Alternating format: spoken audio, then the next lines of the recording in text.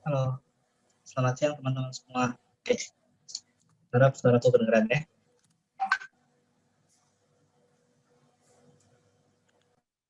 Oke, selamat datang dalam diskusi talk kesejahteraan rakyat butuh pertumbuhan ekonomi yang sering mengorbankan ekologi. Senang kali rasanya bisa berkesempatan menjadi MC pada hari ini dan senang juga gitu ketemu sama teman-teman Extension Rebellion. Perkenalkan, namaku Rizky Azaria Bieto dan sini aku dari Extension Rebellion sebagai MC untuk acara pada hari ini. Pada diskusi hari ini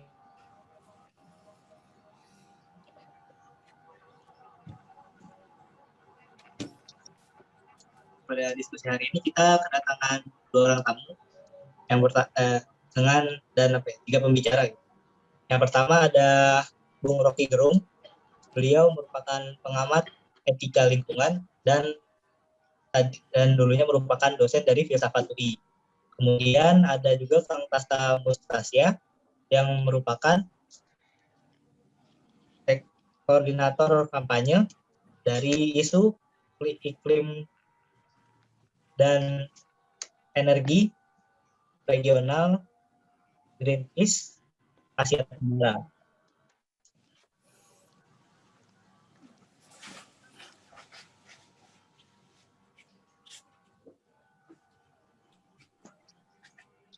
Dan yang terakhir ada Kak Melisa Koara atau yang biasa kita panggil Kamel dari Extension Rebellion. Nah, di sini kita punya dua hal yang ingin dibahas. Terdapat dua hoax yang ingin kita bahas. Yang pertama adalah mengorbankan ekologi itu dibutuhkan untuk pertumbuhan ekonomi. Dan yang kedua adalah hoax terkait dengan pertumbuhan ekonomi dibutuhkan untuk kesejahteraan masyarakat. Nah, diskusi hari ini dimoderatori oleh Kak Mel. Jadi silahkan Kak Mel, langsung mulai aja. Thank you Abi untuk penjelasannya. Hai semua, thank you banget udah datang hari ini. Para pembicara kita yang keduanya udah bergabung. Ini kayak pertama kali baru ketemu Pak Rocky, so salam kenal. So kita hari ini yang tadi Abi udah jelasin bahwa kita mau ngomongin sebenarnya apa sih pertumbuhan ekonomi yang selalu sering digaungkan oleh pemerintah yang menjadi halal, jadi senjata untuk menghalalkan segala macam cara gitu ya, untuk menggerus hutan, menggerus gunung, membunuh orang even, apapun itu yang sekarang sedang terjadi. Sebenarnya apa itu? Jadi penting sekali sebenarnya kita untuk mengetahui dulu definisi dari pertumbuhan ekonomi yang pemerintah ngomong itu apa. Nah, ekonomi itu sendiri yang dihitung oleh pemerintah itu yang namanya pendapatan bruto PDB ya, GDP atau GDP, produk domestik bruto, yang isinya adalah ekonomi formal. Jadi apa itu maksudnya ekonomi formal? Semua yang berbasis uang. Jadi uang yang dihasilkan dalam waktu setahun dalam satu negara gitu ya. Dan ini bisa berbentuk produk, bisa berbentuk service, bisa berbentuk rental gitu, uang sewa juga masuk ke sana. Asal uang ini bisa dihitung secara pajak dan legal Indonesia lah ya. Dan ini berupa keuangan yang jadi kalau kita lihat keuangan masyarakat Indonesia secara luas gitu ya, di mana mereka misalnya numbuhin makanan sendiri terus jual ke tetangga kayak gitu itu nggak dihitung ya, karena itu sektor informal. Belum lagi hal-hal seperti menanam makanan sendiri untuk diri sendiri itu juga tidak termasuk ekonomi karena itu ekonomi pribadi namanya, itu dan tidak dihitung. Nah, sekarang apa itu pertumbuhan ekonomi? Pertumbuhan ekonomi adalah perhitungan angka total itu tahun ini dibandingkan dengan tahun lalu. Jadi kalau tahun ini jumlah uang yang dihasilkan dalam setahun melalui formal ini lebih besar daripada tahun lalu, itu bagus. Tapi yang sama sekali tidak dibicarakan sebenarnya uang ini dihasilkan dari apa gitu, dari sektor apa, untuk siapa, pembagiannya seperti apa. Jadi mungkin teman-teman udah sering dengar kayak ini ekonomi segelintir, dan kenyataannya memang pertumbuhan ekonominya tidak adil gitu. Jadi kalau kita lihat data dari World Bank, 10% teratas sama 10% terbawah gitu ya. Angkanya memang ya satu naik, proporsional dari GDP yang dihasilkan oleh top 10 itu proporsional naik, Melainkan total dari penghasilan yang dihasilkan oleh bottom 10% malah berkurang. Gitu. Ini datanya dari World Bank, silahkan diambil sendiri. Tapi intinya adalah yang kita kalau negara menganggap negara butuh pertumbuhan ekonomi sebagai tujuan utama dari negara gitu ya, itu sangat simplified sebenarnya dan tidak mengatakan, tidak menjelaskan apapun itu di dalamnya. Nah, sama halnya dengan sumbernya tadi. Jadi kalau misalnya satu negara ini tiba-tiba semuanya sakit, kita semua sakit, kita semua butuh obat diabetes gitu ya, dan makin tahun makin banyak obatnya, itu bagus untuk pertumbuhan ekonomi karena ada nilainya. Gitu. Jadi kebayang ya kayak yang digaungkan pertumbuhan ekonomi definisi itu apa? Tapi mungkin aku mau langsung aja nanya, by the way hari ini formatnya agak nyantai ya, jadi siapapun kalau dari yang bukan bicara mau tanya atau apa silahkan langsung aja, bisa raise hand juga. Tapi aku mau nanya mungkin dengan Kang Tata, ekonomi kita sebenarnya yang sekarang itu bertumpu dengan sektor apa aja? Dan bagaimana pembagiannya gitu, kayak ekonominya, siapa? Silahkan. Oke Melisa, terima kasih dan selamat siang teman-teman. Selamat siang Bang Rocky. Ketemu di sini. Hai, Tata. Nanti kita ketemu juga sore. Iya. Belum jadi ya. hiking ya? Belum jadi Bang. Nanti mungkin harus hiking malam ya. Nggak pernah Bang. Ya, jadi memang kalau bicara tadi kan ini judulnya hoax ya, hoax pertumbuhan ekonomi terkait lingkungan. Benar nggak sih? Pertumbuhan ekonomi itu pasti mengorbankan lingkungan. Malah kalau saya melihatnya mungkin nanti saya kira Bang Rocky punya share yang mendalam, tapi saya melihat yang sekarang ini malah nggak jelas. Jadi kalau kita lihat ke belakang ya, misalkan kita lihat ke belakang dari mungkin dari sejak kemerdekaan, pada saat itu mungkin banyak gagasan mengenai bagaimana sih harusnya kita membangun ekonomi kita. Tuh periode Soekarno mungkin ya tuh banyak gagasan, tapi mungkin secara perencanaan kan masih berantakan kemana-mana. Nah, terus kemudian masuklah Orde Baru di era Soeharto. Saya kira di tahun 70-an itu banyak tuh perdebatan karena kan masuk mungkin teman-teman pernah mendengar mafia Berkeley, kemudian gagasan trickle down effect. Jadi pembangunan yang menetes ke bawah. Jadi pada saat itu arah pembangunannya selama Orde Baru dimulai dari akhir tahun 60-an, 70-an. Itu tadi Melisa bicara apa sih pertumbuhan ekonomi? Jadi kuenya, ekonomi itu kan seperti kue sebetulnya. Nah, dalam pemahaman pembangunan ekonomi pada saat itu, kuenya yang digedein, kuenya diperbesar sebesar mungkin. Udah nggak usah terlalu mikirin pembagiannya, nggak usah terlalu mikirin dampak-dampaknya. Kita butuh kue yang lebih besar karena kue ekonomi kita masih kecil. Jadi digedein terus. Nanti yang atas kebagian paling gede, yang di tengah kebagian, yang di bawah juga kebagian tadi tetesan-tetesannya.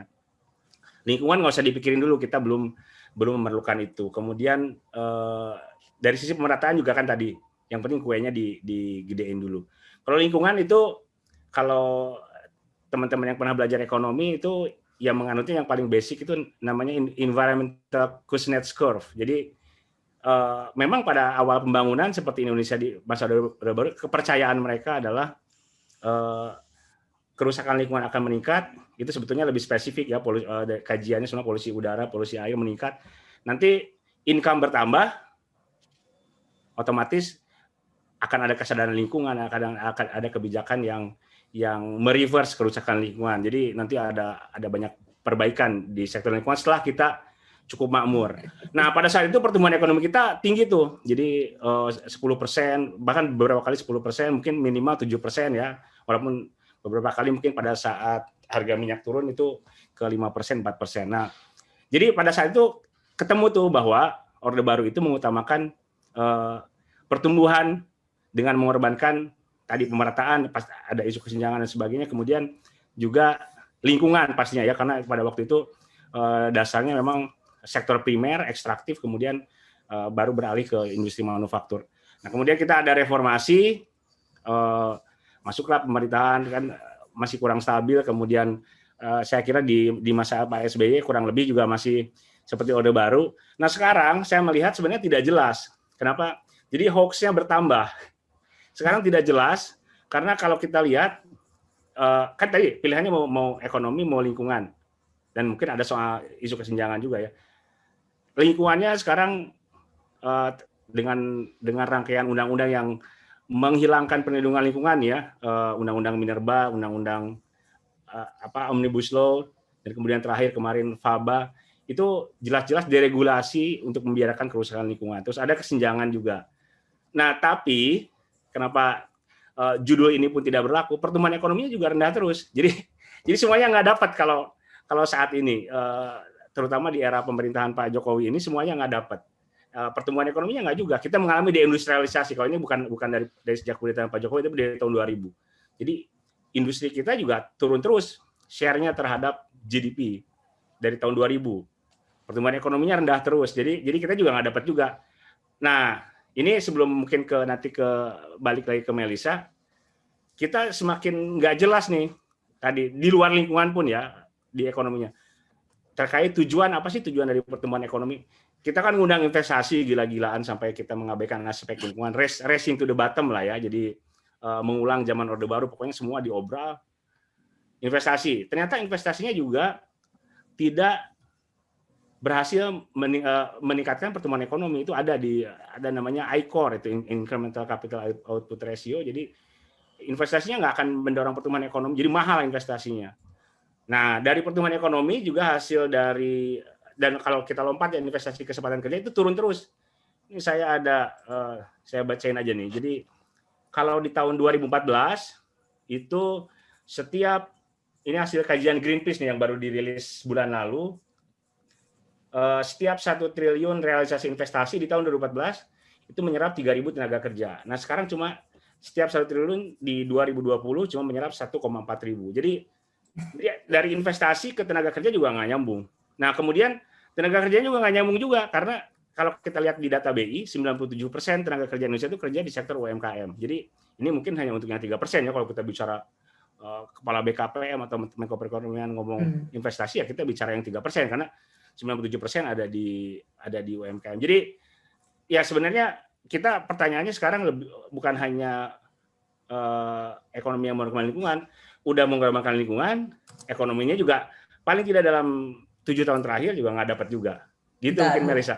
Mungkin untuk saat itu aku pengen respon dikit ya. Kita balik lagi sebenarnya nggak boleh ngomongin pertumbuhan ekonomi secara satu unit. Karena yang kita tahu tadi kuenya nggak adil. Jadi sebenarnya kalau kita ngomongin pertumbuhan ekonominya elitis, mereka naik. Crazy rich Asian makin banyak gitu. Itu jadi jangan salah gitu. Kita harus bedain. Dan mungkin tadi tepat banget sih Kang Tata yang bilang kayak tenaga kerja dan lain-lain. Dan itu dibuktikan sebenarnya dengan data World Bank ya, di mana memang kuenya makin kecil untuk yang di bottom 10%. Nah mungkin sebenarnya aku pengen nanya Bung Rocky nih. Kan sekarang kita tahu lah ya kebijakan Indonesia itu memang selalu mengutamakan pertumbuhan ekonomi atau ekonomi lah, pokoknya memudahkan ekonomi di sektor-sektor yang ekstraktif. Karena ya kalau kita sering dengar gitu ya, oh negara kita kaya sekali oleh kekayaan alam dan ini harus digunakan untuk kesejahteraan masyarakatnya gitu. Tapi sebenarnya benar gak sih? Apakah kebijakan yang memberi karpet merah ke dalam industri ekstraktif ini actually terlepas dari definisi pertumbuhan ekonomi sendiri ya, apakah ini berdampak positif terhadap pertumbuhan ekonomi itu sendiri? Apakah ada alternatif lain? Oke. Kata kuncinya dampak positif itu. Maka bila ada dampak negatifnya akan dimanipulasi untuk menghasilkan dampak positif. Logikanya begitu. Dan kekuasaan atau negara atau sistem formal ekonomi kita punya kemampuan untuk berbohong. Itu kan cuma soal tempatkan angka, diputar-putar di dalam akuntansi itu. Jadi apa yang disebut growth itu sekedar apa yang diperlihatkan sebagai growth. Bukan apa yang secara otentik dianggap sebagai pertumbuhan itu. Karena itu saya mau lihat soal ini dengan cara yang lain gitu. Kita ingin memahami lingkungan dengan cara yang lain. Memahami lingkungan dengan cara yang lain. Singkatannya Melissa tuh, memahami lingkungan dengan cara luar biasa. Cara yang tidak biasa ini yang sebetulnya hendak disingkirkan oleh kekuasaan. Kalau kita bilang yang disebut growth itu apa? Kita belajar filsafat ekonomi, teori ekonomi dasar itu. Dari awal sebetulnya, bahkan pemuka-pemuka teori pertumbuhan, sebut aja Adam Smith, dia tidak sekedar menulis Wealth of a Nation, tapi juga moral sentiment. Karena dia tahu pada satu waktu akan ada ambisi yang akan bertentangan dengan daya dukung sumber daya. Waktu itu belum ada Greta Thunberg untuk menerangkan pada Adam Smith. Tapi kita tahu juga bahwa pemuka ekonomi liberal misalnya, John Locke, dia bikin dalil, silahkan eksploitasi, ekstraktif industri, boleh Anda eksploitasi. Tapi ada yang disebut Lockean adequacy, Lockean principle. Artinya kalau Anda rampok seluruh yang Anda mau, Anda harus berlaku jujur. Anda harus tinggalkan sejumlah yang Anda rampok, supaya orang lain juga bisa merampok. Gitu kan. Jadi etika itu dari awal diinstal ke dalam cara berpikir ekonomi, supaya ada justice. Nah karena itu, ilmu ekonomi sebetulnya dari awal bertumpu pada prinsip etik, yaitu economic justice. Apa tuh economic justice itu? Yang pertama adalah prinsip opportunity terhadap, sebut aja employment, terhadap properti itu. Jadi kalau ada opportunity yang equal opportunity untuk memperoleh pekerjaan, untuk memperoleh properti, oke, nggak ada soal. Di situ dihitung. Jadi kalau pertumbuhan itu tidak didasarkan karena equal opportunity, tetapi karena favoritisme, maka tidak ada economic justice. Prinsip kedua dari economic justice adalah just distribution. Itu juga soal yang harus dipikirkan. Karena seandainya ada growth, ada equal opportunity, ada opportunity untuk memperoleh properti itu sama, karena dibuat sama oleh hukum. Tapi negara kemudian mendistribusikan secara berbeda. Itu menimbulkan injustice. Jadi dari awal, kalau kita pelajari ilmu ekonomi, kita tahu bahwa ada penyelundupan logika yang menghentikan kemampuan kita untuk berlaku adil. Karena itu ilmu ekonomi yang mainstream sering dianggap sebagai sebetulnya baru efektif ilmu ekonomi itu kalau diedarkan seperti pemuka agama mengedarkan faith. Mesti dibujuk, dibikin mitos supaya ada growth. Jadi growth itu adalah mitos sebetulnya. Nah, sekarang kita bayangkan misalnya cara berpikir yang standar ini, yang mainstream, yang menganggap kerusakan lingkungan itu gampang, masukkan aja dalam cost, selesai kan. Kita bayar cost itu tuh. Tapi itu sampai tahun 80 masih efektif. Kemudian terakhir dari 20 tahun lalu orang berubah pikiran karena orang ingin balik pada ekonomi yang pro pada human face itu, solidarity. Sehingga semua pemenang Nobel dari 20 tahun lalu itu memperoleh Nobel karena bagian dari solidaritas ini yang dieksploitasi itu. Dieksploitasi artinya dibongkar metodologinya lalu dibikinkan model. Sejak Amartya Sen semua orang menganggap bahwa ekonomi itu harus kembali pada prinsip-prinsip solidarity. Nah, solidarity yang paling menonjol malam ini bukan malam ya. Saya pengen cepat-cepat malam aja nih. Yang menonjol hari ini adalah environment, sehingga orang ukur trade-off antara ekologi dan ekonomi itu. Kalau kita ambil kasus yang paling gampang, tuh Papua, yang sekarang lagi diincar oleh seluruh ketamakan ekonomi itu. Apakah ada justice di situ? Oke. Justice bisa diperoleh kalau ada izin dari sebut aja penghuni lokal hutan Papua itu. Hutan Papua itu ada 33 juta hektar. 80% adalah hutan primer. Di dalam hutan itu ada 120.000 jenis serangga, ada 20.000 jenis pohon, ada 600 jenis mamalia, ada puluhan ribu jenis burung, dan ada 500 masyarakat adat, 500 suku di situ. Apakah ditanya, yang Anda maksud dengan growth apa? Kita mau eksploitasi itu. bahkan hak dari masyarakat adat untuk menyatakan protes melalui legal standing LSM dipindahkan pada sekedar kantor negara yang ngurusin AMDAL itu. Jadi dari segi itu aja kita udah anggap bahwa hak lingkungan untuk menikmati nafasnya sendiri yang di dalamnya ada varieties secara culture, secara biodiversity segala macam itu dianggap oleh negara sebagai gangguan, karena itu dipindahkan hak itu ke negara. Negara menentukan sendiri apa hasil AMDAL, karena memang negara ingin agar supaya AMDAL itu tidak digrecoki oleh orang-orang semacam aktivis di extinction ini. Jadi kelihatan sebetulnya bahwa paradigm kita itu palsu. Bahkan gubernur atau pemimpin-pemimpin lokal yang sebetulnya punya pengertian atau sedikit paham do speak environmental ethics, buta huruf terhadap keadaan yang sedang di depan mata kita. Kemarin di Kalimantan Timur ada pertemuan pemuka agama, aktivis sosial untuk bicara cara menyelamatkan lingkungan melalui agama yang disebut sebagai green faith itu. Apa terjemahan Indonesianya itu? Keyakinan hijau itu atau agama hijau. Melampaui Green Party yang dibikin oleh John. Karena orang menganggap bahwa spiritualitas itu harus dihasilkan untuk mengukur value. Nah, value ini seringkali diterjemahkan secara kuantitatif. Padahal sebetulnya di dalam diri setiap orang ada kesadaran keadilan. Itu yang disebut sebagai spiritualitas. Ya, karena itu dibikinlah di Samarinda, Kalimantan Timur, pertemuan untuk melindungi lingkungan dengan mempromosikan a new kind of religion itu. Bukan new religion ya, a new kind of religion itu. Yaitu green faith gitu, keyakinan hijau. Pada saat yang sama ketika di satu pihak ada pertemuan untuk menyelamatkan lingkungan, Gubernur Kalimantan Timur membuat pidato bahwa Presiden Jokowi sudah pasti masuk surga karena beliau membangun ibu kota di Kalimantan Timur.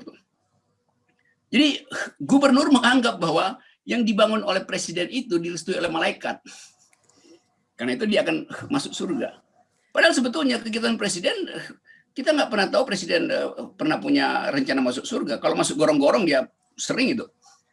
Jadi hal semacam ini, hal-hal yang sebetulnya harus dirawat dengan akal sehat, justru berhenti akal sehatnya karena gubernur cepat-cepat ingin dapat keuntungan material dari pemindahan ibu kota itu. Yang berkali-kali saya terangkan bahwa ibu kota dipindahkan itu artinya kita menghina insulting millennial intellectual, menghina kecerdasan milenial. Karena sekarang milenial justru bicara do you speak environmental ethics, Pak Presiden? Ngerti nggak siapa Greta Thunberg? Oke, Pak Rocky. Mungkin aku berhenti di situ dulu. Oke. Mulai terlalu itu ya. Sebenarnya. Ya kalau nggak mau extinction, kita mesti radikal. I agree. Okay. Tapi again, sebenarnya yang salah itu adalah sistemnya ya. Jadi sistem di mana yang selalu digaungkan itu adalah pertumbuhan ekonomi.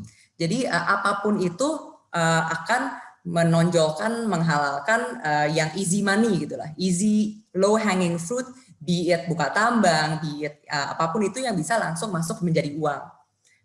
Dan iya, tapi itu bukan sistem itu, peralatan. Yang pakai siapa? Yang pakai istana. Jadi jangan kita salahkan sistem, karena kita bisa kasih tahu bahwa ya bisnya itu walaupun bis kropos, kalau dijalankan dengan memperhatikan etika berkendara itu nggak akan membahayakan. Bis mewah itu dipakai oleh istana yang ugal-ugalan. Hanya bukan istana doang ya, karena istana dan teman-temannya semuanya yang udah menjadi bagian dari sistem itu sendiri. Iya, tapi jangan abstrakkan itu. Yang teman-teman itu abstrak. Kita istana. Oke. Tapi again, aku mau balikin lagi ini soal ekonomi dan ekologi. Dan aku mau kembalikan lagi sebenarnya terlepas dari yang kita anggap adalah market failure eksternalitas ya. Jadi industri-industri di mana sifatnya adalah merusak mendapatkan eksternalitas negatif gitu, merusak lingkungan, merusak kesehatan misalnya di PLTU dan lain-lain, negara memang seharusnya fungsinya adalah untuk mengcapture negative externality itu lalu dibuat kebijakan. Misalnya hal-hal yang berdampak buruk ya dikasih tax gitu, dipajakin biar susah, atau hal-hal yang berdampak baik dipermudah sistemnya. Tapi yang sekarang terjadi adalah kebalikannya. Tapi nanti kita akan ngomongin itu. Hanya yang aku pengen tekenin sekarang sebenarnya adalah apakah benar kita bisa menuju Indonesia maju 2045 dengan cara yang sekarang? Karena yang kita sudah tahu adalah kerusakan lingkungan yang sedang terjadi di ekonomi yang sangat digaungkan sekarang ini malah merusak kondisi alamnya sendiri yang mengakibatkan ya tambangnya juga nggak bisa berproduktif, kelapa sawitnya nggak bisa tumbuh gitu. Jadi mungkin teman-teman pernah dengar yang namanya no economy on a dead planet, ya karena itu sangat tepat ya. Memang dunia di mana jembatannya runtuh, jalanannya ambles, orangnya pada kabur karena ngungsi dari banjir dan lain-lain, ya ekonominya bakal drop anyway gitu. Jadi yang dilakukan sekarang oleh pemerintah mungkin kurang wise ya. Dan Kang Tata mungkin bisa jelasin juga yang sekarang aja nih, sekarang kita baru 1,1 derajat, 1,2 derajat ya kenaikan suhu bumi. Itu tuh udah berdampak negatif sebenarnya kan ke ekonominya sekarang ini. Ya, sebetulnya kan tadi sebenarnya saya menyambung sebentar dari Bang Rocky. Jadi sebenarnya ada dua level kan persoalan kita ini. Jadi kita nggak bisa mengisolasi persoalan di satu level tadi yang ada kekeliruan pemahaman dan kekeliruan gagasan ya. Kita mengutamakan pertumbuhan ekonomi. Kan sebenarnya kenapa sih orang-orang ini bilang pelopornya ya kita yang penting free market dalam artian sebenarnya liberalisasi termasuk soal lingkungan. Itu karena diasumsikan kan sebenarnya semuanya akan saling mengkoreksi dengan sendirinya. Jadi itu pemahaman awalnya kan sebenarnya. Jadi gagasan ini awalnya di sana, ekonomi tumbuh biarin aja ada kerusakan nanti mengkoreksi sendiri. Ada proses-proses dinamika antar stakeholders atau negaranya mengkoreksi tadi dengan merespons ke eksternalitas dan sebagainya. Nah persoalannya kan itu tidak terjadi. Nah, sebenarnya nyambung ke situasi ekonomi politiknya sih sebetulnya itu tidak terjadi karena ternyata tadi pertumbuhan ekonomi yang mengabaikan aspek manusia, mengabaikan lingkungan, ternyata dampaknya nggak berhenti di sana. Dia membentuk oligarki, sehingga koreksi itu tidak terjadi gitu. Jadi ada reproduksi kalau istilahnya itu reproduksi antara kalau kita bicara isu kesenjangan ya, tapi ini masuk ke lingkungan pada akhirnya antara kesenjangan ekonomi dengan sentralisasi kekuasaan. Jadi kalau ekonominya tadi kuenya digedein, senjang, ada nih raja-rajanya nih, crazy rich-nya nih, oligarkinya. Masuklah tadi ada istana, kemudian menteri-menteri yang ada di istana juga yang kemudian membentuk kebijakan direproduksi terus. Jadi saya kira ya Indonesia punya level di dua masalah ini ya, tadi di gagasannya itu sendiri, lalu persoalan ekonomi politiknya, persoalan realnya, dan dari mana kita mulai. Saya pikir ya dua-duanya, cuman kalau yang solusi realnya ya tentu di ekonomi politiknya ya, nanti mungkin di akhir ya mau bicara solusi apa yang bisa kita lakukan. Nah dampaknya ya sekarang kan sudah kelihatan sebetulnya kan dampak globalnya seperti yang di NTT kan itu lebih ke dampak global dan regional. Dampak lokalnya juga banyak kan sebetulnya. Kalau kita bicara perubahan iklim atau kerusakan lingkungan ya, karena welfare itu kesejahteraan kan bukan cuma soal uang. Dulu kita misalnya bisa berenang di sungai, sekarang nggak bisa. Itu kan termasuk welfare juga. Jadi sebenarnya dampak-dampak itu sudah kita rasakan. Cuman mungkin nanti mungkin bisa dielaborasi oleh Bang Rocky. Orang mencari solusi individunya masing-masing. Jadi kalau sekarang terjadi kerusakan lingkungan, saya nggak bisa menggunakan jasa lingkungan di misalnya sungai yang bersih. Ya udah saya cari sungai yang lain gitu. Semua orang mencari solusi-solusi individu. Sehingga tidak ada aksi kolektif. Kalau saya lihat ya, maksudnya di tingkat masyarakat secara umum. Nah itu yang harus kita koreksi. Jadi bagaimana kita dampak-dampaknya sudah terlihat jelas. Tadi ada kalau secara globalnya kan kita bisa melihat bencana lebih banyak kan bencananya sebenarnya dari yang lebih global. Yang lokalnya juga dari deforestasi, yang di NTT itu kan sebenarnya dua misalnya ya yang lebih tangible yang muncul kan dua hal.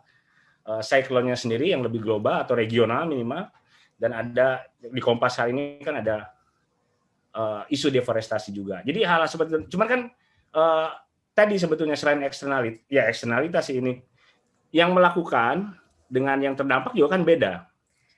Ya, mungkin aku mau point out sebenarnya yang mau aku bicarakan dengan dampak itu bukan dari segi eksternalitasnya. Kan pemerintah kita ngomongin ekonomi nih, duitnya. Oke, kita ngomongin duitnya. Si kuenya sendiri sebenarnya mengecil dengan adanya perubahan iklim, krisis iklim dan lain-lain.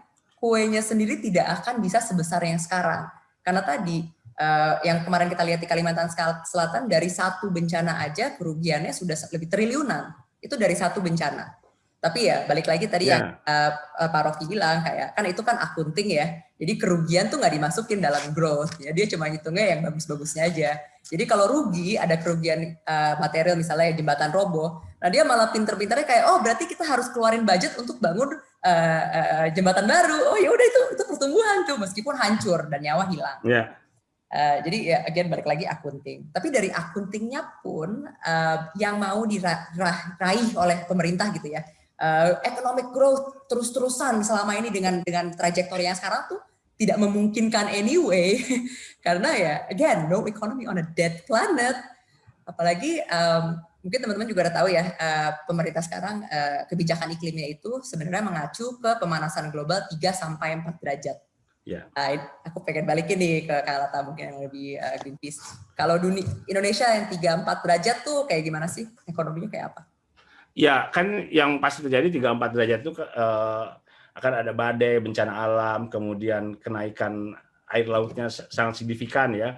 Nah, itu kalau secara alamnya. Nah, sebenarnya kalau kajian yang global yang pernah ada ya, kita lihat di lingkungan, kita bukan lupakan ya, kita isolasi dulu intrinsic value-nya. Kita instrumental value ya, tadi kalau yang ditanyakan Melissa dampaknya ke ekonomi. McKinsey itu pernah mengadakan kajian di 100 lebih negara, itu dampak dari perubahan iklim hanya melihat dua hal sebetulnya, yaitu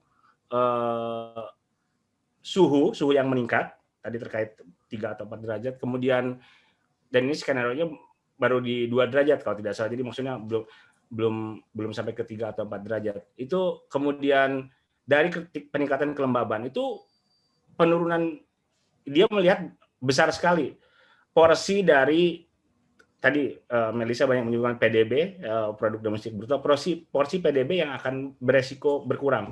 Itu bisa sampai 5-10%, jadi tergantung negaranya. Ada 126 kalau tidak salah.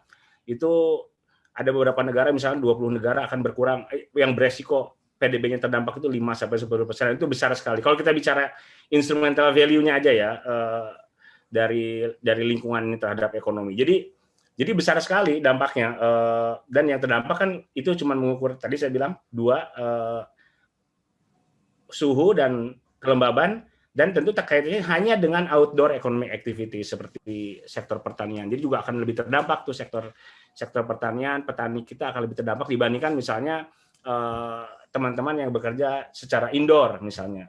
Jadi ya sebenarnya sih ekonomi ya tidak akan bisa berlanjut, tidak akan bisa berkelanjutan kalau kita masih menerapkan cara-cara seperti sekarang. Cuman kan lagi-lagi kita terbentur tadi, mau tidak mau kita harus menyadari bahwa pemerintahan sekarang memang tidak memiliki abstraksi terhadap dampak-dampak seperti ini. Nah ini di ekonomi ada nih, jadi namanya, karena kemarin saya baru ngajar discounting. Jadi di ekonomi mainstream ini yang dipikirin, apalagi pebisnis ya, bukan ekonom, apalagi pebisnis yang dipikirin kan yang hari ini selalu berharga dibandingkan di masa yang akan datang. Jadi kalau keuntungannya hari ini, bencananya di masa yang akan datang, dia akan pilih keuntungan yang hari ini karena bencana itu cost-nya akan di-discount. Nah itu saya pikir cara berpikir yang harus dikoreksi, karena pada kenyataannya ternyata hal ini nggak bisa dilakukan.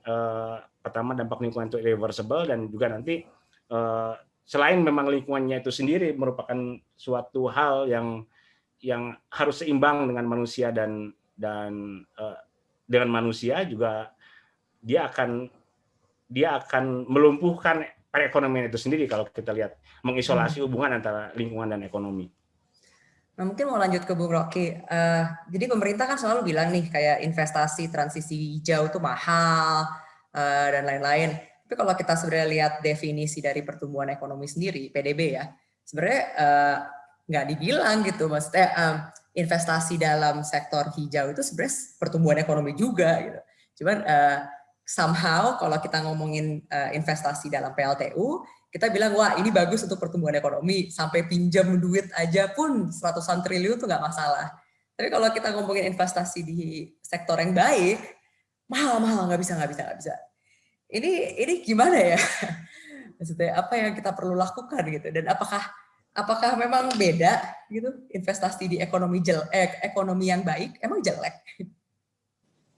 Kita coba bikin radical break gitu, bahwa kalau istilah investasi itu masih dipakai, itu artinya ada target. Dan target itu mesti comply dengan kepentingan akumulasi global. Kan itu cara berpikirnya kan. Begitu kita masuk di dalam istilah investasi, maka kita terpaksa harus lihat secara keseluruhan bahwa investasi itu hanya disebut investasi kalau dia comply dengan tuntutan building block. Dia building block ke WTO, World Bank, dan IMF. Karena akan ada regulasi di situ. Nah, regulasi itu harus dipakai sebagai paradigm oleh pemerintah untuk mengatur investasi dalam negeri itu. Kecuali kita bukan ekonomi yang terbuka. Jadi bagian ini betul-betul mesti hati-hati kita lihat. Nanti pemerintah bilang kita udah lakukan investasi hijau, apa? Batubara hijau. Plantation. Segala macam. Apa itu hijau? Pemerintah bilang kita pasang drone. Kita lihat dari atas bahwa yang tadinya tanah tandus sekarang berubah jadi hijau gitu. Maka pemerintah bilang, oke, selain ada growth, juga ada perlindungan lingkungan. Iya, tapi yang hijau itu rumput lapangan golf yang nggak bisa dibaca oleh Melissa tuh. Karena pemerintah anggap oke, sawah dan lapangan golf sama-sama hijau. Tapi hijau bagi seorang environmentalist bukan hijaunya rumput atau hijaunya sawah, tapi diversity dari hutan. Itu yang namanya hijau. Karena itu menyangkut dengan ukuran berapa banyak CO2 yang bisa ditahan oleh sawah yang hijau atau oleh rumput lapangan golf. Kan dia cuma mampir sebentar, oksigennya terus terbang lagi kan. Lain kalau hutan itu betul-betul diverse. Jadi cara kita melihat itu yang mesti saya anggap kita harus betul-betul bikin satu langkah radikal untuk menghentikan bahkan konsep-konsep yang sedang dipromosikan lewat headline atau lewat hoaxer dungu ini. Itu benar sih, dan memang apalagi yang kalau kayak kita ngomongin EBT gitu ya, EBT itu di dalamnya isinya batu bara hijau, terus nuklir, sama sawit gitu. Dan ini semua orang yang udah belajar tentang green energy tuh kayak ketawa-tawa aja, nih serius. ini gila banget gitu. Dan ini mungkin yang aku pengen tonjolin juga, somehow pembahasan dan komunikasi pemerintah itu selalu bilang kalau tidak kayak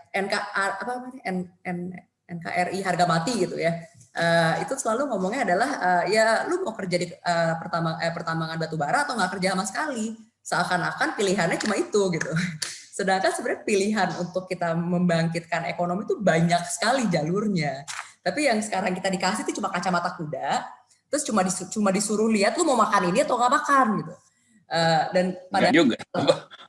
Saya kira bahkan kalau ada pilihan, millennials punya pilihan untuk startup segala macam, industri kreatif segala macam. Tetapi begitu Anda masuk di dalam upaya untuk meminta imparsial, Anda akan terhalang. Kenapa? Karena semua sektor bahkan mulai dari kuliner itu dimonopoli oleh BUMN dengan satu paket. Jadi Anda hanya akan jadi rekanan doang. Karena negara atur itu. Jadi soal saya adalah kemerdekaan netizen untuk menghasilkan pertumbuhan harus bersama-sama dengan negara yang udah ada pakemnya itu. Kan semua BUMN sekarang itu, BUMN tidak memberi kesempatan swasta untuk mengaktifkan ekonomi kreatif. Itu diserap semua di dalam sistem BUMN. Itu mungkin masalah juga, tapi masalah yang berbeda gitu. Gimana bedanya? Karena yang aku pengen highlight sebenarnya adalah dukungan dari negara berupa kebijakan untuk sektor-sektor baik versus sektor-sektor ekstraktif. Contohnya, misalnya kita bilang nih energi yang paling gampang. Batu bara itu PLTU-nya masih disubsidi. Listrik dari batu bara dikasih subsidi. Nah, itu kan kebijakan yang tidak bijak sebenarnya. Kalau dari segi ekonomi, harusnya kalau barang-barang yang ada mengeluarkan negatif eksternalitas, malah harusnya dipajakin, bukan dipermurahin. Gitu kan. Kebalikannya, juga untuk sektor-sektor energi bersih, seharusnya dikasih keringanan. Gitu kan. Misalnya dikasih cicilan untuk orang beli solar panel taruh di rumah. Atau mikrohidro dikasih gratis pelatihan untuk bangun mikrohidro sendiri di setiap desa. Atau dikasih misalnya keringanan pajak untuk semua perusahaan yang bisa memasang listrik di pabrik masing-masing secara bersih. Itu kan sebenarnya kalau kita berpikir dengan logika, tugas negara emang harusnya kayak gitu-gituan gitu.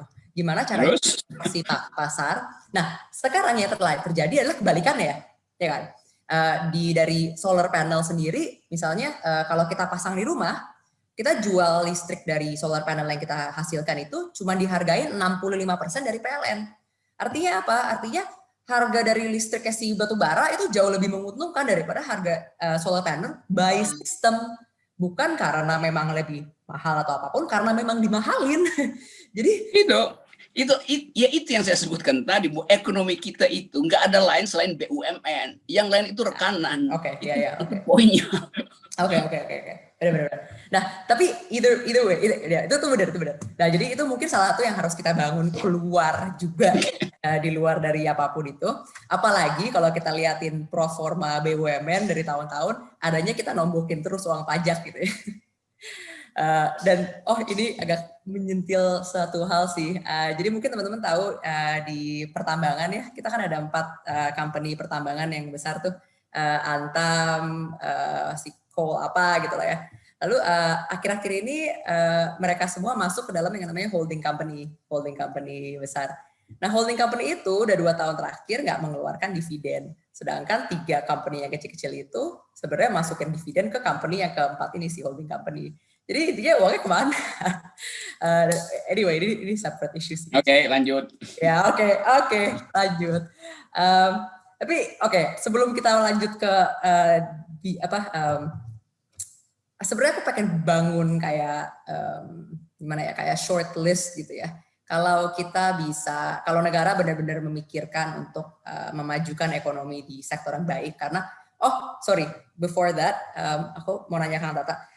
Sebenarnya ekonomi yang green ini ya, green transisi, seluruh dunia kan udah teriak-teriak bahwa ini potensinya besar sekali.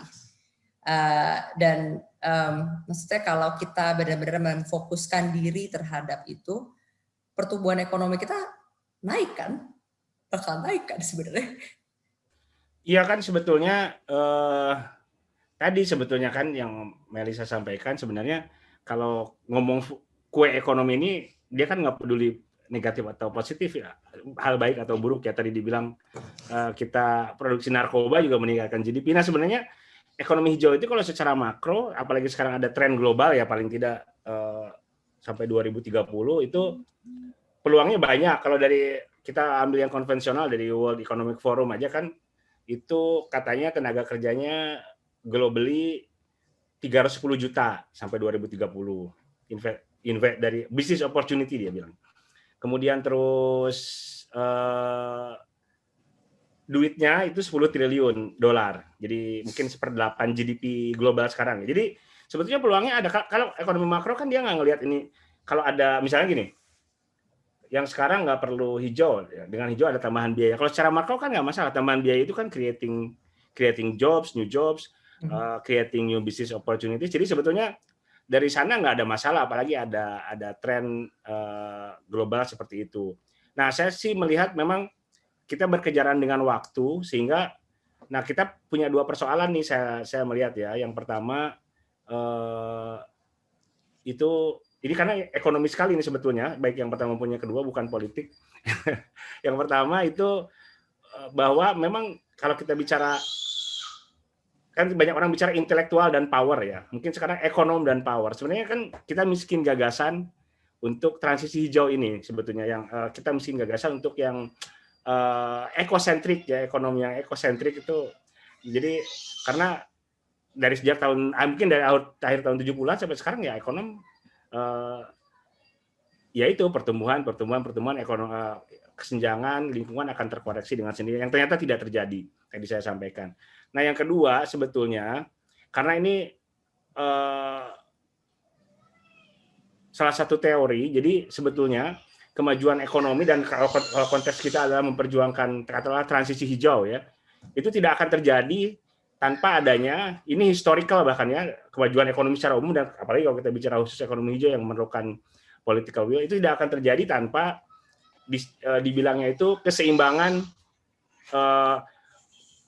power dengan society, state dengan society. Jadi ya nggak mungkin kita ngarepin tiba-tiba siapa gitu presiden atau menteri tiba-tiba gue mau ekonomi hijau nih kita mau RI. Jadi saya ingin menekankan bahwa balance of power antara state dengan society ini sangat penting ya untuk kita mendorong transisi. Dan ini historically secara empiris sudah bahkan itu bisa dibaca di The Narrow Corridor ya. Walaupun saya nggak setuju semua isinya, tapi itu saya kira dalam konteks disampaikan tidak ada ekonomi yang maju, dia buat pengecualian China ya, dia bilang itu masih unexplained, tidak ada ekonomi yang maju dan konteksnya dalam transisi hijau ini juga saya kira sangat relevan tanpa ada keseimbangan itu.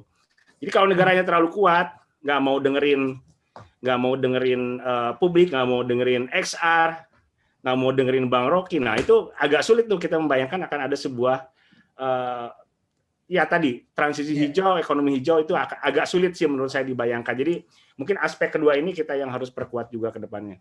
Dan itu kebalik juga ya, maksudnya kebalikannya is also true karena kalau misalnya kita berhasil melakukan transisi hijau di mana semuanya berkedaulatan energi misalnya ya dari sektor energi aja, ya kontrol dari BUMN kan akan turun anyway karena kita nggak butuh lagi listrik dari PLTU batubara misalnya. Jadi itu benar banget dari segi powernya itu bukan hanya karena mereka tidak bisa dipengaruhi, karena dengan melakukan transisi hijau, power atas negara pun mau nggak mau akan turun gitu. Karena secara warga negara tidak butuh lagi depend on listrik PLN, tidak perlu depend on PAM misalnya kalau udah punya kedaulatan air sendiri misalnya.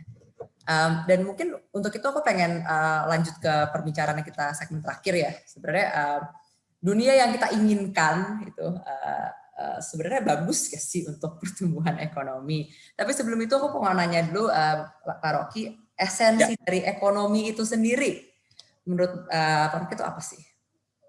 Esensi ekonomi adalah kemandirian individu.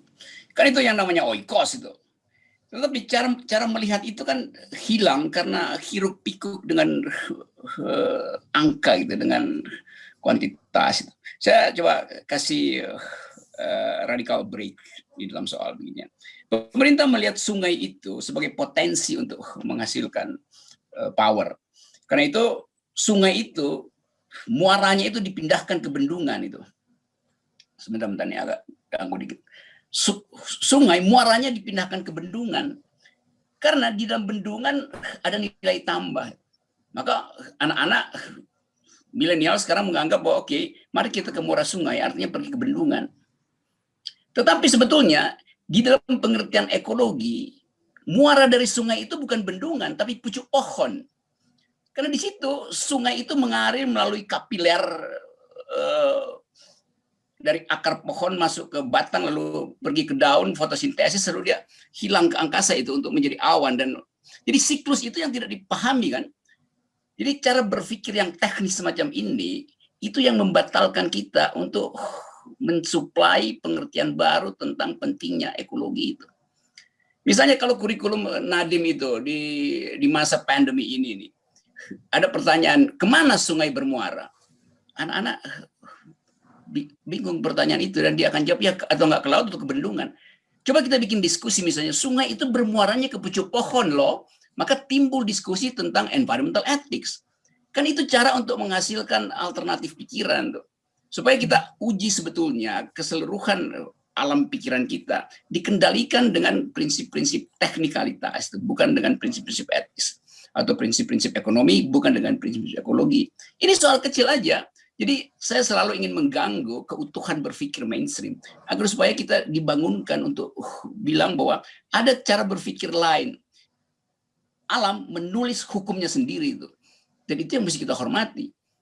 Hak air untuk tetap jernih, hak batu untuk tetap utuh, hak mawar untuk tetap harum. Kan itu yang disebut sebagai dasar untuk memulai satu jenis ekonomi yang baru. Kalau kita nggak rubah cara berpikir itu, maka kita akan masuk lagi di dalam perubahan yang piecemeal aja, bahwa seolah-olah sudah ada hijau, karena itu hanya diukur dengan jumlah lapangan hijau yang tersedia, maka kita bisa klaim bahwa oke, kita cukup melakukan reboisasi, padahal itu ada lapangan golf. Nah, nilai-nilai semacam ini yang saya anggap perlu diinstal ke dalam kurikulum baru. Mulai dari teman-teman yang berupaya untuk menghasilkan kritik, dan hanya dengan cara itu kita bisa paksa rejim ini untuk pindah paradigm gitu.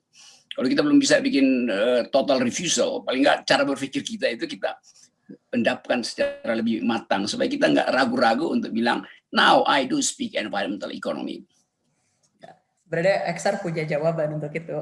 Gimana caranya kita bisa make sure dengan regime yang sekarang pun kita tidak terlalu terpaku oleh non-environmental related economics.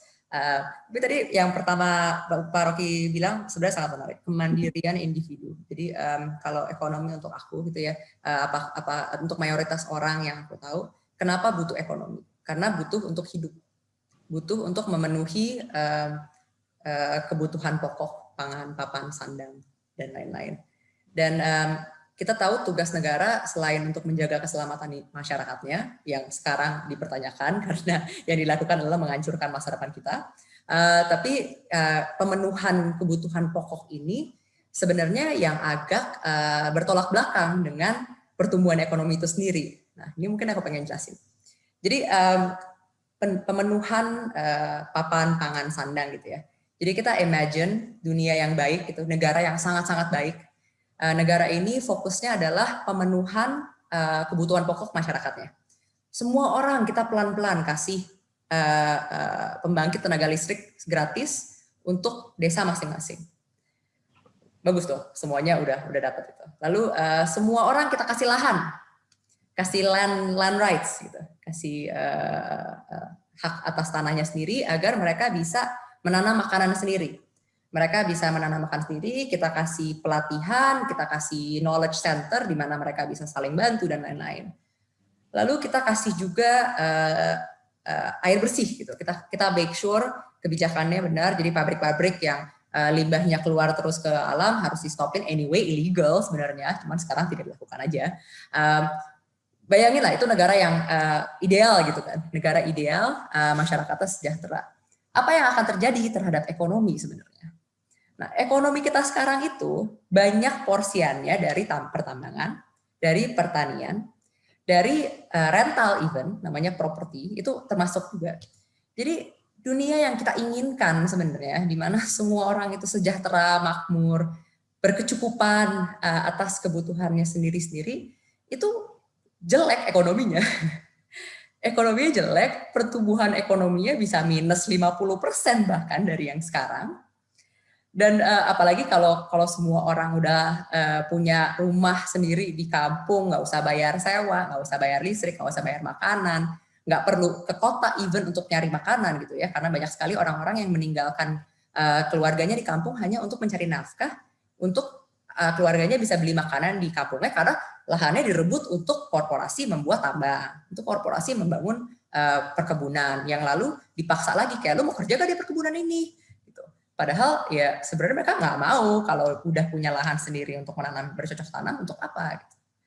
Jadi balik lagi dunia yang kita inginkan itu tidak baik untuk ekonomi. Jadi kalau sebagai sebuah negara itu berpaku dalam angka ini, angka yang sangat gampang dimanipulasi, yang tidak ada pembagian, tidak ada apalah ya standar gitu. Apalagi tadi kan dibilangin kayak mau jelek mau bagus tetap angka ya, jual racun tetap bagus gitu, mau jual dan lain-lain. Jadi Dan apalagi angka ini selalu digunakan sebagai alasan, gitu. Dan yang kita lihat adalah memang wealth-nya berpaku di bagian tingkat tertinggi masyarakatnya, dan ini yang sangat disayangkan. Jadi balik lagi mungkin kayak kalau kita ngomongin fungsi dari negara, kalau memang fungsinya adalah menyejahterakan masyarakat gitu ya, kecuali fungsinya beda ya, kalau kecuali tugas dari suatu negara itu lain, aku nggak tahu kalau itu karena yang diajarin memang negara harusnya baik untuk masyarakatnya, dan untuk hal itu kayak ya sangat bertolak belakang dengan pengejaran pertumbuhan ekonomi ini, malah menyengsarakan masyarakatnya. Ya jadi ya, anyway, ini sebenarnya inti dari acara hoax ini, di mana kenapa negara ngebet banget dengan angka ini yang tidak membuktikan apapun tentang kesejahteraan masyarakat, dan di mana kalau masyarakatnya sejahtera, angkanya akan hancur anyway. Dan dengan ini aku actually pengen bawa ke tadi kan udah dibilang ya, sorry kayak ada yang ngomong, iya Abi mau ngomong aja langsung. Aku kalau enggak aku mau bawa langsung nyambung aja sih. Jadi gimana cara keluarnya dari sini? Itu kan pertanyaan kita, kayak kita udah tahu nih kebenarannya gitu. Jangan mau ditipu lagi, pemerintah bilang pertumbuhan padahal nggak ada urusannya dengan kita ini, nggak ada urusannya dengan kesejahteraan kita. Nah, apa cara kita keluar dari sini? Apalagi jujur aja, aku pribadi juga bukan orang yang dirugikan sebenarnya dari kebijakan-kebijakan yang pro bisnis gitu. Aku bukan yang dirugikan secara langsung ya. Akan tetapi semua kebijakan-kebijakan ini dan mindset untuk mengejar pertumbuhan ekonomi ini akan menghancurkan kehidupan kita semua akibat krisis iklim. Nah, ini kenapa kita punya acara-acara seperti ini, karena nyawa kita semua tuh udah diambang. Ini ya. Halo. Sampai dunia ke sana anjing. Mana yang bapak Rocky dulu? Iya. Ngomong dulu PC dulu sama bapak. Boleh ada yang oke, aku mute aja deh. Sorry ya, aku mute dulu. Tapi intinya adalah jadi gimana cara kita keluar. Nah, di Extinction Rebellion kita ada 3 tuntutan, dan 3 tuntutan ini menurut kita bisa mengeluarkan kita dari situasi krisis iklim sekarang dengan membypass kebusukan-kebusukan akibat ya pertumbuhan ekonomi ini. Yang pertama adalah butuh adanya pendeklarasian darurat iklim dari tingkat tertinggi negara yang diikutin oleh penyebarluaskan kebenaran. Jadi penyebarluasan kebenaran tentang apa itu krisis iklim, apa yang menyebabkan krisis iklim, apa yang kita butuh lakukan untuk keluar dari krisis iklim, yang akan berfungsi menjadi mandat ke semua jajaran masyarakat, pemerintahan, BUMN, swasta, sekolah-sekolah yang disebarluaskan oleh institusi-institusi lembaga pendidikan. Dan jadi kayak kalau mereka udah ngomong kita ada darurat iklim gitu, jadi mereka tidak mungkin bisa mengeluarkan kebijakan-kebijakan yang bertolak belakang dengan yang mereka sudah nyatakan, karena itu kayak menjilat ludah sendiri gitu kan. Sama aja kayak misalnya kemarin pandemi, kita punya pandemi, terus tiba-tiba bikin kebijakan, oh semua party-party ini harus meningkat, kan nggak mungkin gitu. Jadi itu yang sebenarnya kejar, nomor 1. Nomor 2, butuh adanya komitmen yang mengikat secara hukum untuk mencapai net zero emission by tahun 2025. Kenapa 2025? Dan ini menurut aku pribadi sangat mungkin ya, karena kita banyak banget hutan gitu yang bisa menyerap karbon, tapi hutan kita malah jadi cerobong asapnya dunia, di mana performance hutannya itu paling jelek di dunia ya by the way. In terms of total penyerapan karbon per hektar, kita benar-benar paling jongkok di dunia, even lebih jelek daripada Brazil. Ini parah banget. Nggak even nyerap, mengeluarkan asap tapi parah. Nah, jadi kita butuh mereka gimana caranya komit yang mengikat secara hukum gitu ya. Jadi kalau nggak kenal lo di penjara. Gitu. Dan kenapa butuhnya 2025? Karena kalau sekarang kita ngomongin 2040, 2050, 2070, mereka yang pemerintahan sekarang udah caw kapan-kapan gitu. Ya mereka ya udah ntar aja yang ngomongin, nggak usah sekarang. Dan itu yang terjadi sekarang adalah itu, di mana mereka bilang 2070 gitu. 2070 kita udah tenggelam. Lalu yang ketiga yang paling penting, karena ini semua adalah temporary gitu. Jadi gimana temporary, misalnya mereka kayak alih-alih tapi nggak bisa ini, ada ada perjanjian ini, ada perjanjian itu, kita nggak bisa melakukannya sekarang. Dan ketiga, itu yang paling penting adalah adanya balai masyarakat atau citizens assembly yang adil dan berdaulat gitu ya. Jadi sebenarnya DPR tuh harusnya itu, cuman DPR kan bukan apa-apa. Jadi balai masyarakat yang adil dan berdaulat untuk merancang semua perubahan-perubahan yang kita butuhkan, policy-policy apa yang kita butuhkan, dan mengawasinya, mengawal perubahan-perubahan ini untuk dilakukan. Nah, formatnya seperti apa? Ya, obviously kita bisa lihat beda-beda lah gitu. Cuman yang penting adalah adanya this entitas di mana ya rakyat bisa menentukan uang rakyat mau kemana, mau diapain, seperti apa gitu. Dan ini sebenarnya yang kita butuh sekali di negara kita untuk memastikan bahwa tidak ada konflik of interest apapun itu yang digaungkan demi semuanya, tapi hanya untuk ekonomi segelintir. Mungkin itu aja dari aku sih. Thank you banget. Sebelumnya ada pertanyaan nggak ya sebelum mau atau actually aku pengen denger sih, mungkin Pak Rocky sama Mbak Kang Tata baru pertama kali dengar XR punya 3D Man.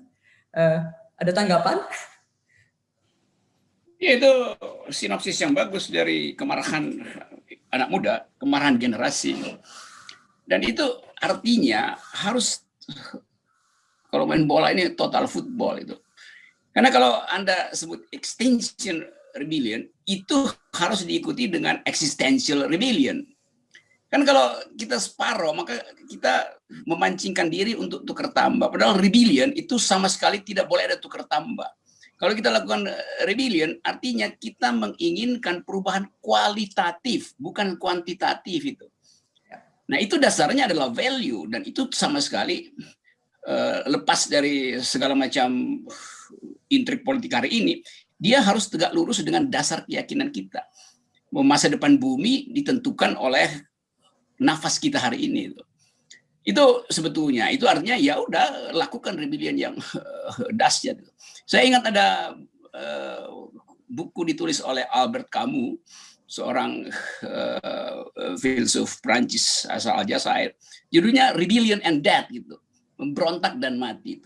Dalam salah satu halaman dia sebut begini: freedom is not a gift from a state or a leader, but a possession to be won every day by the effort of each and the union of all. Jadi lakukan aja agar supaya nggak ada negosiasi dengan the existing regime hari ini. Jadi bayangkan bahwa kalian adalah parallel politics yang membayang-bayangi kekuasaan hari ini untuk menghasilkan a new kind of generation. Gitu. Thank you. Tadi saya sebut jadikan pikiran tentang lingkungan ini sebagai cara berpikir tidak biasa. Saya sebut tadi menerangkan lingkungan dengan cara yang tidak biasa. Disingkat Melisa, menerangkan lingkungan dengan cara tidak biasa. Oke ya, itu namanya rebellion ya. Oke. Alright. Sorry, ini ada suara aneh-aneh dari. Oh, oke. Ya, itu juga salah satu yang kita kejar sih dengan. Oke, good.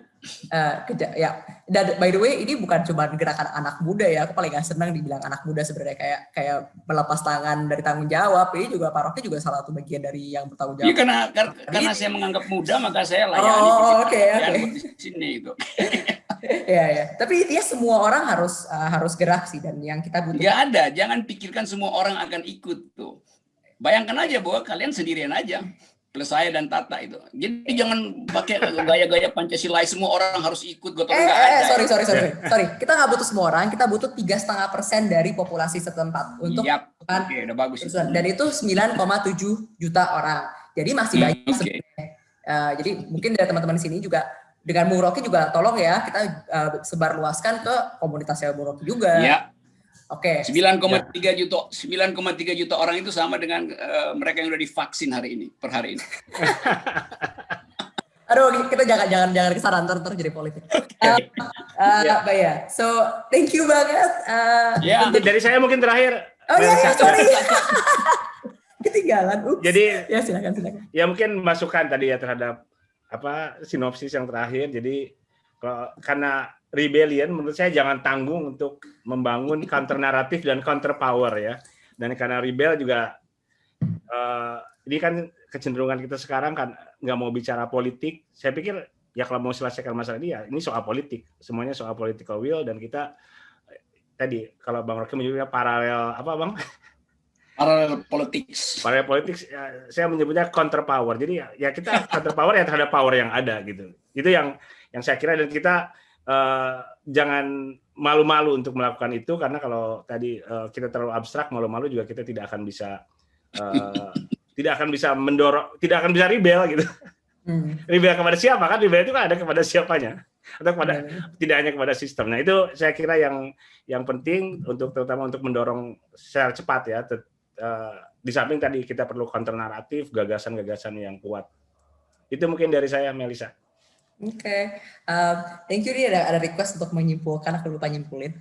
Jadi untuk kesimpulan dari hari ini, bicara hari ini, politik, kok jadi politik, ekonomi, aku nggak even ngerti politik. Ekonomi yang sekarang dijalankan oleh pemerintah sekarang yang sangat bertumpu oleh penghancuran ekologi, itu sebenarnya satu, akan menghancurkan ekonomi itu sendiri karena no economy on a dead planet. Yang kedua adalah bukan satu-satunya cara untuk meningkatkan pertumbuhan ekonomi, karena banyak sekali sektor-sektor yang sebenarnya lebih baik dan lebih digaungkan dan diminati oleh international market sekarang. Hanya kebijakan-kebijakannya masih belum membantu peningkatan untuk pengambilan ekonomi itu, malah dijatuhkan gitu ya, malah kebalikannya. Dan yang ketiga adalah dunia yang kita inginkan, di mana adalah berkeadilan, kita semua sejahtera, memiliki kedaulatan pangan, kedaulatan energi, kedaulatan air, itu malah jelek untuk ekonomi. Artinya apa? Ekonomi secara formal yang dikatakan sekarang oleh adalah tugas dari tujuan negara, itu sama sekali tidak sejalan dengan tugas negara yang sebenarnya, yaitu memperjuangkan kesejahteraan masyarakatnya. Dan ya, makanya dari itu kita butuh gerakan-gerakan yang seperti ini, karena yang sekarang dipertanggungkan adalah nyawa kita sendiri. Jadi kita memberontak bukan karena kita suka berontak. Aku sendiri bukan orang suka memberontak. Aku sebagai Extinction Rebellion berontak karena nyawa kita yang terancam. Jadi mau nggak mau harus berontak, kalau nggak kita mati gitu ya. Nah jadi dan ini kita bukan soal untuk membangun politik alternatif atau gimana. Politik alternatif ini malah sebenarnya melampaui politik. Kita benci politik. Politik inilah yang membuat negara kita jadi seperti ini sebenarnya, karena politik ini. Jadi alternative counter power ini harus melampaui politik. Maka dari itu butuh yang namanya balai masyarakat yang adil dan berdaulat, yang dipilih mungkin secara lotre. Dan inilah yang kita harus raih bersama, dan hopefully kita bisa mendapatkan 3,5% dari populasi secara cepat, karena makin lama bencana akan makin parah, Jakarta akan tenggelam, bukan Jakarta aja, semua akan tenggelam, dan ini bukan masa depan yang kita mau tinggalkan untuk diri sendiri ataupun anak. Punya anak juga belum gitu, maksudnya belum bisa punya anak karena serem ngomongin ginian terus. Berarti mungkin itu aja dari aku. Thank you banget untuk bicara kita hari ini. Semoga semuanya lebih terbakar untuk ngumpulin 3,5% lebih cepat. Ya. Jadi itu mungkin ya, kita penting kan ekonomi itu di tengah, toolsnya freedom, tujuannya freedom juga. Jadi kalau memang kayak saya kira kalau dasarnya freedom ya, kalau misal untuk mencapai freedom itu juga perlu politik ya, mungkin harus politik. Kalau tidak perlu politik, tadi perubahan sistem juga ya perubahan sistem. Tapi intinya kita harus membebaskan diri dulu sebagai alat. Nanti ekonominya juga akan bisa membebaskan kita, tidak ada kecemasan tadi, takut mau punya anak, takut KPR, takut kredit dan sebagainya gitu-gitu. Ya, jadi itu freedom saya kira ininya yang penting ya. Caranya mungkin bisa dirumuskan lagi, tapi freedomnya itu yang harus kita punya dalam sebagai reason dan sebagai tujuan kita tadi. Ekonomi ya tujuannya freedom, kita bebas dari kecemasan. Begitu Melisa dan teman-teman. Mungkin sebelum kita pergi, apa Bung Rocky mau ada kesimpulan akhir? Kalau saya simpulkan nanti rebellionnya berhenti itu. Oh, jangan dong, kenapa? Ya karena itu jangan disimpulkan. Karena memberontak itu selalu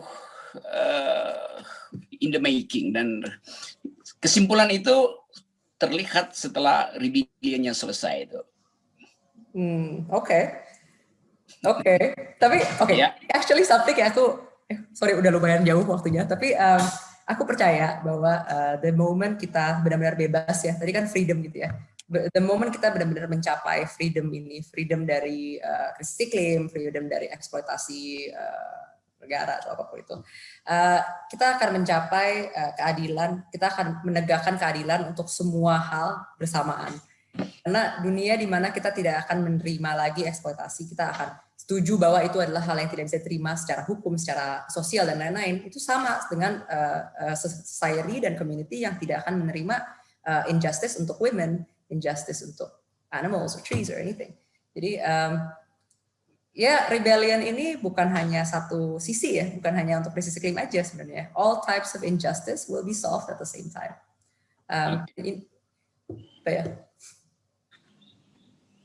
Oke, baik. Terima kasih kepada para pembicara yang telah memberikan diskusinya. Selanjutnya, sebelum aku lanjut lagi, aku ingin bertanya kepada para pembicara, apakah masih ada waktu, mungkin 10-15 menit untuk melakukan sesi tanya-jawab, baik untuk Kak Melisa, Bung Rocky, dan Kang Tata. Oke, 10 menit ya. 10 menit ya. Oke. Bagi teman-teman sekalian yang ingin bertanya, boleh nanti di raise hand, terus aku akan bacakan siapa yang boleh. Oke, ini udah ada satu dari John Muhammad. Boleh, Kak? Silahkan. John. Ya. Akan mic ya. Oke, assalamualaikum warahmatullahi wabarakatuh. Selamat sore teman-teman. Oke, thank you banget. Udah lama banget kita nggak jumpa. Terakhir kita sehat ya. Iya. Terus kemudian Tata. Sehat itu kabar, artinya. Sehat itu sekarang artinya masih ada otak. Iya.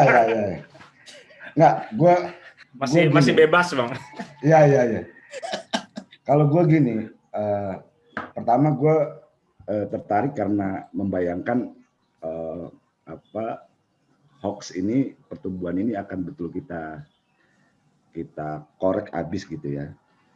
Dan gue lihat sih memang ada gitu upaya untuk mengkoreknya, dan bahkan lebih jauh sudah masuk ke kritik terhadap solusinya, sudah masuk ke solusinya. Cuman pertanyaan gue gini, kalau kita masuk ke dalam skenario yang tadi Tata bilang tentang ya semuanya berjalan, kapitalisme ini berjalan dengan apa adanya. Anggap sajalah pemerintah sekarang punya asumsi bahwa dia punya rencana khusus gitu ya, di tengah orang pengen berubah, dia kira-kira gini, kalau pakai bahasanya Rocky, di tengah semua sudah selesai merampok, kita sedang pengen merampok ulang gitu kan, lingkungan hidup kita, ekologi kita gitu. Nah, dalam sisa semacam ini, skenario terakhirnya itu apa? Karena saya membayangkannya begini, yang saya pengen sampaikan begini, itu bukan pasti dibalik angka 2060-nya Cina, 2050-nya Amerika Serikat, dan paling bontot Indonesia 2070-nya Indonesia untuk net zero, itu menunjukkan bahwa kita juga enggak, udah karena paling bontot artinya kan kita paling terakhir yang kemudian menggunakan net zero atau betul-betul bebas dari karbon gitu. Nah, dalam konteks skenario yang kita bayangkan itu apa? Karena ini menurut saya kalau kita sekedar membantah hoax, kita seperti berdebat gitu kan, sedang berdebat, dan kalau A itu salah, maka yang benar adalah kami. Nah, tapi pertanyaannya, kesalahan si A ini, si pemerintah hari ini, itu tidak terwujud dalam imajinasi di masa mendatang. Seperti apa situasinya? Apakah Suriah? Apakah Libya gitu? Apakah Irak situasinya failed state gitu? Karena kalau itu nggak tergambarkan, saya rasa teman-teman XR atau siapapun yang hari ini pengen menggambarkan pada publik sebanyak-banyak, seluas-luasnya, sedalam-dalamnya tentang gambaran utuh tentang kerusakan itu nggak muncul. Nah, sebenarnya yang saya pengen harapkan, apakah mungkin kita hanya tidak lebih dari sekedar membongkar hoaxnya, tapi juga memberikan gambaran skenario terburuk. Karena bayangkan aja 2070 kita yang paling terakhir, berarti ada 10 tahun orang-orang sudah berubah, kita nggak berubah tuh. Yang terakhir kan 2060 itu kan Cina, 2050 Amerika Serikat. Berarti ada 10 tahun Indonesia di antara semua negara yang sudah berubah gitu ya. Sisanya itu kita dengan ekonomi model apa itu? Nah, ini yang menurut saya harus digambarkan bagi kita semua kondisi terburuk. Karena gini, kalau kita ngomong tambahan di sini terakhir ya, kalau kita ngomong bencana yang dalam skala yang kecil dalam pengertian sebenarnya sudah terasa gitu ya. Katakanlah banjir. Orang seperti kelas menengah atas bisa pindah ke hotel. Tapi kelas menengah bawah enggak. Nah, skenario si oligarki ini apa? Udah tahu salah. Udah tahu dia menyimpang. Dan kemudian dia berusaha tinggal di hotel. Siapa yang bekerja di hotel misalnya? Pertanyaan. Yang akan datang untuk kemudian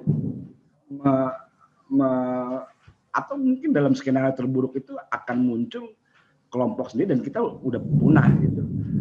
Dan kelompok di bawahnya ini juga punah gitu. Yang lainnya dia saling membentuk struktur sosial sendiri gitu. Nah, saya nggak tahu. Ini yang maksud saya harusnya kita bisa munculkan karena saya nggak yakin loh optimismenya Melissa itu bisa muncul kalau kita nggak cepat-cepat langsung gitu menunjuk. Saya sepakat sejak awal memang harus menunjuk pada sumbunya. Sumbunya apa? Istana. Kebodohan istana dalam menyelenggarakan negara hari ini gitu. Nah, ini yang menurut saya harus digambarkan karena orang seperti pemerintah hari ini, Jokowi hari ini, itu sulit dia membayangkan kerusakan itu, nggak mampu dia, nggak sanggup. Nah, kita harus gambarkan ulang pada dia atau pada siapapun gitu oligarki hari ini loh. Kalau kau pun bekerja, nggak ada temannya juga, nggak ada yang bantu kau juga gitu. Itu sih bayangan gue. Bisa nggak sih teman-teman pembicara menggambarkan itu atau katakanlah merumuskan atau memberikan syarat dalam membuat gambar itu. Terima kasih. Oke, saya coba evaluasi pikiran Johan Muhammad ini yang saya kenal dari 98 itu. Dan tidak berhenti untuk mencari jalan alternatif. Itu aja dulu poinnya. Coba kita bayangkan misalnya, apa sebetulnya yang ada di dalam benak atau di dalam imajinasi dari kekuasaan hari ini.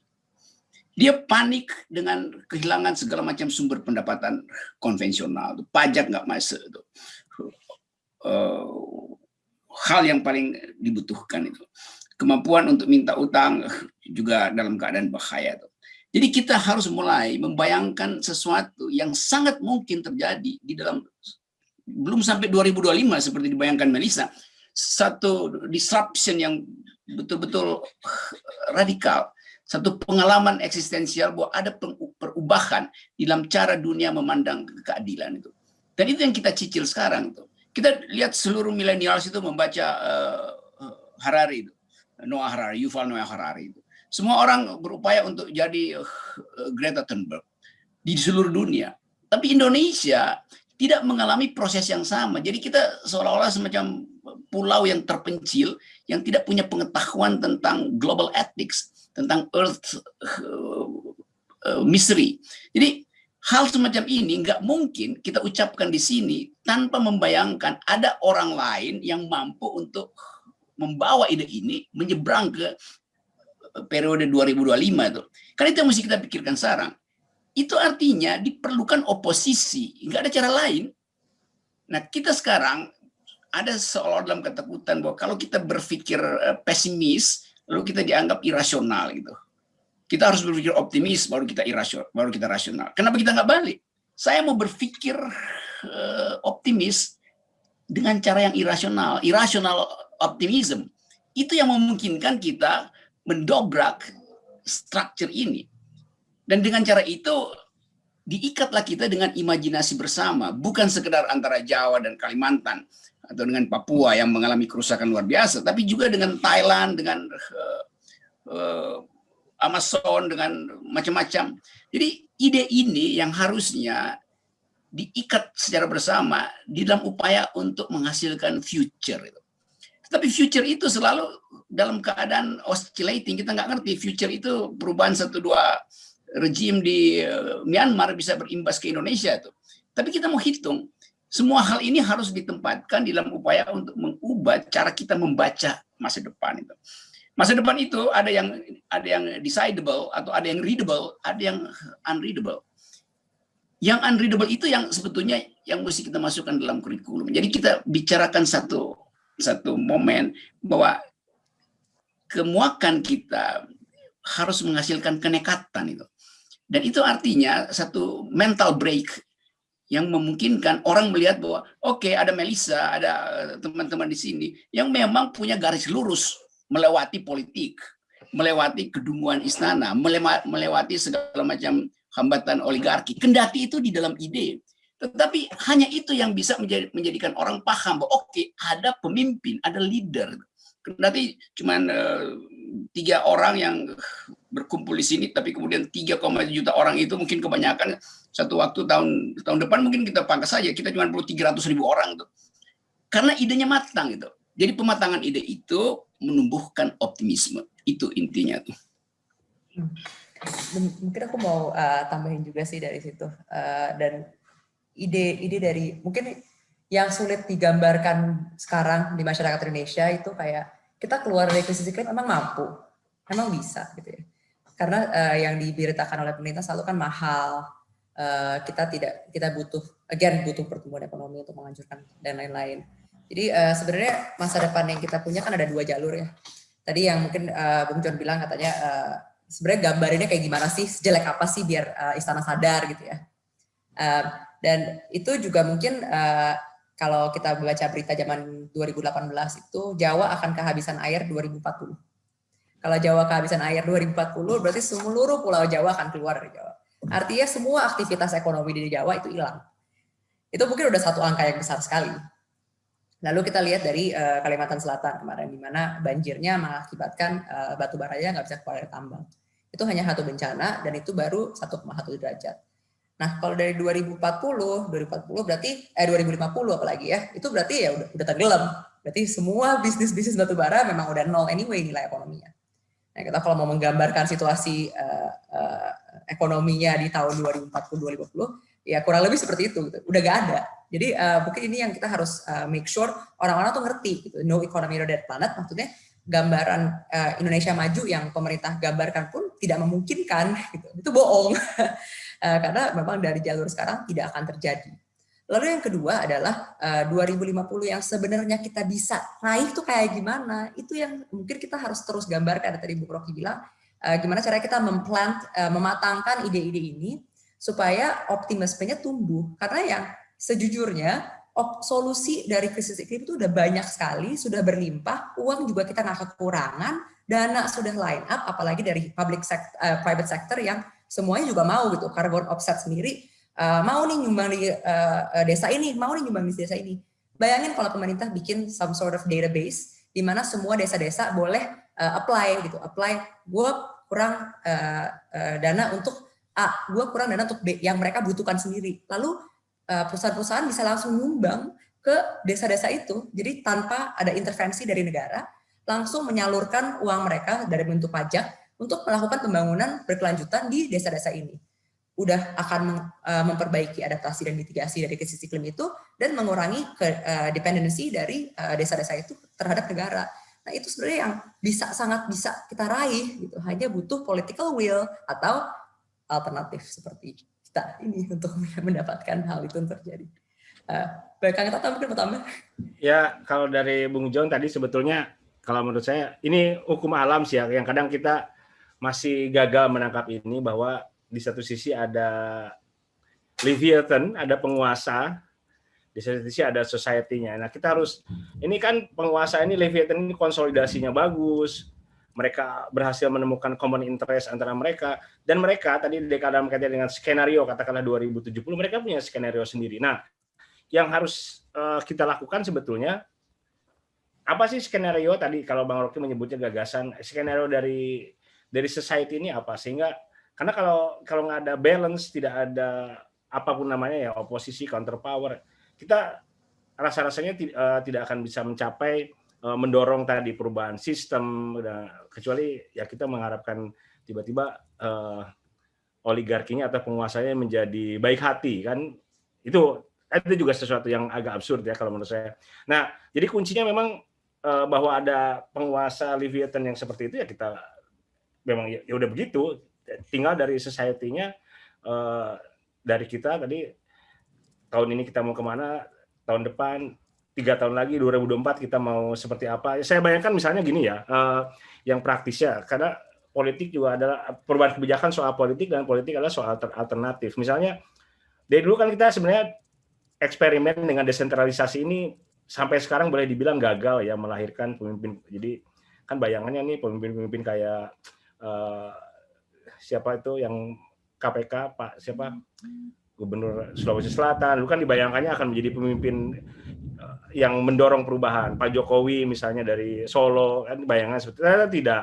Nah, bayangan saya kalau kita memang juga perlu counter power orang-orang yang punya tadi disampaikan Bang Rocky. Mungkin nggak kita punya itu dari pemimpin daerah ini yang punya environmental ethics yang tidak hanya mendorong hal yang quick wins ya seperti buat taman dan sebagainya. Mungkin itu perlu tentu sebagai bagian dari politik, tapi saya bayangkan seperti XR ini bisa juga menemukan pemimpin-pemimpin yang punya environmental ethics, karena kita harus punya bagaimanapun soalnya akhirnya kita harus punya alternatif karena ya tadi perubahan kebijakan soal politik dan politik akhirnya soal kompetisi dan alternatif. Ya, oke, with that, tapi it's not about the leader though. It's not about the leader at all. Karena tidak ada jaminan bahwa leadernya itu bisa berubah bakal etik seumur hidup. Makanya butuh dari perubahan sistemnya itu sendiri, di mana tidak ada satu leader yang berhak untuk menentukan masa depan bangsa gitu. Jadi format negara kita harusnya bukan model presiden, menteri harusnya jangan kayak gitu. Harusnya pengambilan keputusan itu diambil secara musyawarah dari wali-wali negara yang dipilih secara adil dan berdaulat. Contohnya seperti Sortisi. Nah, itu yang sebenarnya kita perlu kejar. Bukan pemimpin yang bersih, karena bersih bisa dijolok gampang. Ya, mungkin itu aja aku mau tambahin, sorry. Penting soalnya. Ya. Baik, terima kasih pada para pembicara yang telah menjawab pertanyaannya. Dan mohon maaf untuk teman-teman sekalian yang ingin bertanya karena keterbatasan waktu dari para pembicara, sehingga kami hanya dapat memberikan satu pertanyaan saja untuk para pembicara. Oke. Selanjutnya mungkin kita bisa foto-foto ya, teman-teman sekalian dan pembicara. Jadi untuk teman-teman sekalian dimohon untuk menyalakan kameranya. Sesi foto. Ya, sesi foto online, Bung Rocky. Oke. Aku akan mulai dari halaman pertama dan halaman kedua. Nanti aku hitung. Aku harap teman-teman sekalian bisa menyalakan kameranya. Lain kali ke tempat saya, foto. Di Sentul di pinggir hutan kita ngobrol lebih panjang. Ayo dong, ajak dong. Iya, Bung Rocky. Ayo, Yon. Tata tahu dong. Oke. Aman. Ayo, nongkrong yuk. Aku akan mulai hitung untuk halaman pertama ya. Gas. Silahkan senyum. 1, 2, 3. Oke. Halaman pertama sudah. Dari Pangrango, Rok. Ya. Tadi pagi belum nyampe. Halaman kedua, boleh senyum. Siap. 1, 2, 3. Oke. Dengan adanya sesi foto ini, maka telah berakhir diskusi terkait dengan hoax ekonomi untuk lingkungan. Oke, kami selaku panitia mohon maaf apabila ada kekurangan. Dan dari Ekstra sendiri untuk teman-teman sekalian yang ingin bergabung dalam gerakan kita, boleh untuk follow akun IG extension rebellion.id. Dan kemudian untuk mencari teman-teman di daerah teman-teman bisa cari XR dan masukkan nama daerah teman-teman sekalian. Oke. Itu saja dari kami. Kurangnya mohon maaf. Terima kasih teman-teman sudah mengikuti diskusi hari ini. Oke. Terima kasih. Sekali lagi, melawan atau punah? Ya. Thank you. Menolak punah. Bye. Bye. Bye. Bye. Thank you semua.